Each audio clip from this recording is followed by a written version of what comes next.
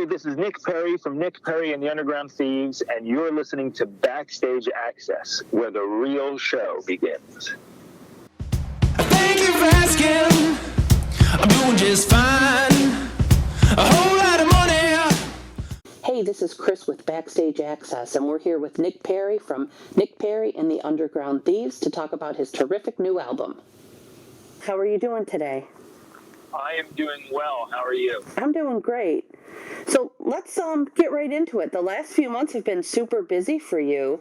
So let's start out by talking about the new album, because it's such a great album. It's got such a good feel to it. I love how a lot of the songs have that 70s vibe, but it has such a terrific mix. You know, there's a little bit of everything on there. So tell us a little bit about how the album kind of came together. Well, number one, thank you so much for the kind words. Sure. I started the record on December 1st, 2017. Okay. So it was a long time ago. It was 2.5 years, almost coming up on 3 years ago. And I guess I just reached a point in my life story, my journey, where I didn't want to compromise anymore artistically.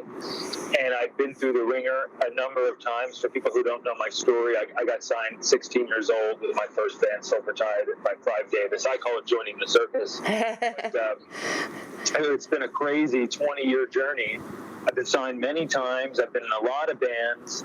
And I just wanted to do things my way this time, for better or worse. I just wanted to make the record I always wanted to make and do it my way. So I knew it was going to be an intense process. Not only was I now, for the first time ever, fronting a band, the main singer-songwriter, driving force. I also recorded and produced the record myself, so it was a mammoth undertaking.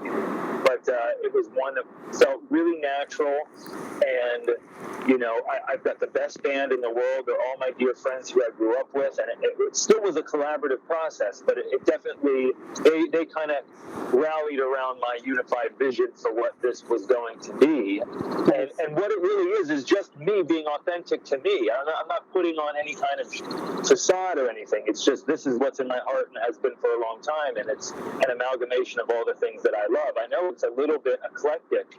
It's not a one-trick pony record. I hope that doesn't throw people, but the truth is, if I was doing something authentic to myself, it can't be just one-sided, because my love of music is so deep and vast, and it covers the California sound and all the stuff that came out of Southern California and all the stuff that came out of England and the British blues boom and the Pink Floyd psychedelic, movement of that era, or a little later as well. So it's like, I've got all this, influence and Marvin Gaye and R&B and there's it's pretty deep. So sure. I felt like the record, I really did accomplish what I set out to accomplish, and for that I'm very proud, and I'm very excited that the response to it has been as overwhelming as it has been, especially for it being an independent release with no label and really no money behind marketing and the promotion of it. It's just really word of mouth and social media, and I am lucky for the fan base I have, and I'm grateful for them. But outside of that, it's really just been, a very organic thing, and we seem to be doing pretty well, especially given the fact we're in the middle of a pandemic, which is a whole other ball of wax. Right. And you did a big release party for this, but it wasn't like release parties of years ago, because this was all done, through a live stream, and amazingly, there are over 36,000 people tuned in to see what you guys were doing, and I think that's amazing. And I think one of the bad thing, obviously, is we're in the middle of a pandemic. You can't play live in front of people. But I think one of the good things that has come out of it, it's opened up this new thing that many musicians kind of overlooked. And it's opened up their music to people who may not have otherwise had the chance or opportunity to see it, hear it, and kind of know what it's all about. Sure. Well said. I do think there's pros and cons to it, and I think there's pros and cons to everything in life. Sure. There. So I think the big pro is that obviously in a time where most people cannot play live rock and roll shows, and obviously I think we'll probably talk about it in a minute, there are exceptions to even that, because we were able to get out and do some drive-ins, but outside of that, really live streaming is the only way at the moment. And so I think, thank God for technology, thank God for the things we have in place around our society that have allowed us to continue performing in some way. Obviously, it doesn't take the place of, and I hope people don't forget what a real live experience is like, because it's not even close to watching something in your living room as right. It's like being there in the room.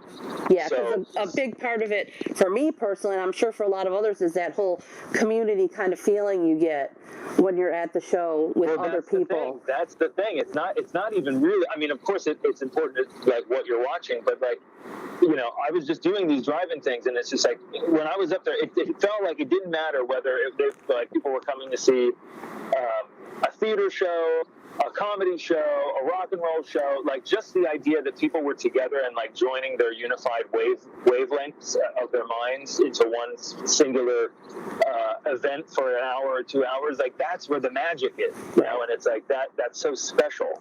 So, yeah. And but again, I am grateful to have had that opportunity. The live stream did go well. And absolutely. In lieu of not doing one, it was certainly better to do one. And we're planning on doing another big one, which I haven't announced yet, but I'm going to be announcing it the first week of October. Okay, well, keep tuned for that. Absolutely. Yeah, I'm very excited about the next one as well. Nice. Now, during the live stream, was there anything that you had to do differently, because there was no audience, or was it more difficult to kind of perform without people physically being there? The honest answer is no. Okay. No. For me, getting on stage is getting on stage, whether there's one person in the room or no, or 1,000 or two people or 20,000. It just is. It's the same. You get the same adrenaline. You get the same thing, and then when. It's like what I do for my job. So you put the guitar in my hand, you tell me, okay, go on the stage and go and do what you do, and then I'm going to go do it. It's like that. It's something else takes over, which is wonderful. I mean, that's like, after 20 years of doing this, I would hope that that's the case. Like I just do it, and it's like, I don't want to say it's autopilot, because I'm very in tune with the audience, but. At least from the perspective of performing and playing and doing what we do up there, there was no change. The change was in after you finish the song, you're used to hearing a big crowd roaring or even a small crowd roaring or whatever the case may be in an intimate setting versus a large setting. But in this case, obviously, there were screens where we could see people at home. That was not the same. Right. But from the perspective of the band on stage, we tackled it like any other show, put us up there, plug us in, and we'll do our thing. Cool. Now, you did mention already the drive-in show, so let's talk a little bit about that, because I'm very interested in going to my first drive-in concert in a couple weeks, and I loved the drive-in movies when I was younger, and I found it so sad that those have gone away for the most part. So I'm interested to get your opinion. How was it to perform in front of people, yet they were kind of parked in their cars, and it's a totally kind of different atmosphere than the mingling and the pushing together of a crowd at a rock show. And how did that all go for you guys? Well, I think you said it really well. I remember them as a kid too, and I love the experience. And I think how cool 30 years later they're back, and I just think it's a cool format, and I really enjoyed them. I can't say anything bad about my experience with the drive-ins. I mean, number one, just grateful again to be doing it versus not doing it. Right. To be able to get on stage and to play music and to play loud rock and roll music. So that's number one. Number two, again, like with the live stream, it is a little different. You're used to hearing applause being very close to the audience, whereas this, the cars are 100 feet away or 200 feet away or 50 feet away, depending on the venue. But again, the sense of community was there, and all the people coming together to like share as, again, a singular experience, that was present and that was magical. So I really had a great time. And again, in lieu of the real thing, I'm very happy to do it, and I hope we get to do more. And I can't say anything bad about the experience. Nice. Now you did a couple shows with the Struts, and then you did just recently, like a week and a half ago, shows with Blackberry Smoke. Now, did you have to change anything as far as your setup would normally be, because like people were so far away or in their cars, or did everything kind of go as planned? Yes and no. So the shows we did with the Struts, we did, but it didn't have anything to do with the format per se. But the shows that we did with the Struts, we did full band. So Nick Perri and the Underground Thieves it's a 6-piece band. Okay. That I'm leading, and those shows were fantastic, and we loved them. When the opportunity came up with Blackberry Smoke, the logistics, because it was more like a tour, and it was more involved, and some of these venues were set up differently than other venues, and space was an issue.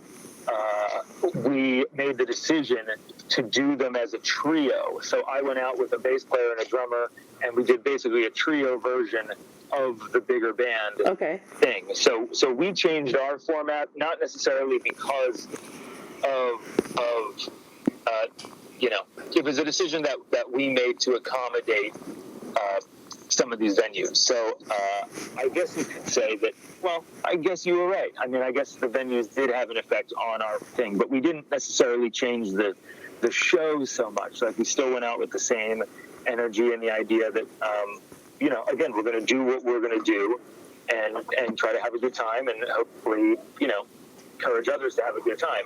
And that's what happened. So really, again, no complaints. The trio version, which was new for me, was really enjoyable, and it was really fun. And, I missed my other guys as well. But, again, in lieu of, staying home or something like that, right. I can't say anything bad. I mean, really, you're not going to get me today to complain at all. Not that you want that, but I'm just right. I'm a happy guy, and, whatever format it looks like, I'm happy to play. And do you think that, with your band, you would ever consider doing a smaller tour of just drive-in shows if the, timing and opportunity and everything was right? Yes. Cool. Very cool. Yes. I know there's a lot of smaller drive-ins not too far from where I am, and I can't really see the Struts or Blackberry Smoke playing at those because they are so small. But I think a band that would have a smaller band, a smaller following, I would love to see them come to closer drive-ins. And they are utilizing Charlotte Motor Speedway. I'm in Charlotte, North Carolina. And they are utilizing that for our first bigger drive-in concert here in October. Nice. So I'm looking forward to seeing what that's all about. So nice. I'm hoping that there will be more down the road, at least until things can change back. Nice. Well, I hope you have a good time. I really enjoyed it. I mean, obviously my perspective was different being up there right. Opposed to being in the crowd. But again, it's something that I would not only do again, but I would go see a show like that because I just thought it was awesome. Cool. Very cool. Yeah. Now, the new album is, the full-length debut for Nick Perri and the Underground Thieves, right? Yes. You had an EP come out before? We did an EP under just the name The Underground Thieves. Okay. A couple years ago. It's off the market. It's not available anywhere. There were some physical copies that we printed for a tour we did in 2018. It's become like a limited edition thing. Some of the songs... Actually, I don't know how many of those songs. Maybe none of them are on the full-length album. I can't even remember what's on that EP. But, like with most bands, it took us a minute to find our footing. And, we found it. We released some songs along the way. We did some singles along the way that we pulled down, remixed, remastered, put back up as part of this record with other songs. So it was a work in progress. The whole thing was. But I'm very happy with where we're at and what is currently out there representing what we do. I finally feel like we have something now that represents what we're capable of, and it's hopefully just the start because I have so many new songs in the works that I'm excited to keep going. And this is the beginning. It's not the end. Awesome. So you're always writing and constantly having ideas coming to you, and we'll have future albums hopefully from this. Yeah. I mean, this is literally, I'm viewing this as the start of the next 20 to 30 years of my career, especially now that I'm making music under my own name after all this time. Right. There's no going back for me. So I'm very excited to continue this story and putting out, the best songs possible, the best records possible, and my ambitions are quite large. So I'm excited just to get into it. Absolutely. But, you've also had a lot of success in the industry with, other projects. And you mentioned, Silvertide at such a young age and other solo things and time with Shinedown. And I think you went out with Dorothy for a while as her guitarist. And also I found that you did some film soundtrack work for like The Lady in the Water. And I think there was a Transformers compilation disc. Is that something that you would, as a songwriter, contemplate doing again, as far as doing a soundtrack to a film or a TV show or whatever they might throw your way? Yes, I'm always interested and always open if it feels good and feels like it's something that would be inspiring and productive for me and my time.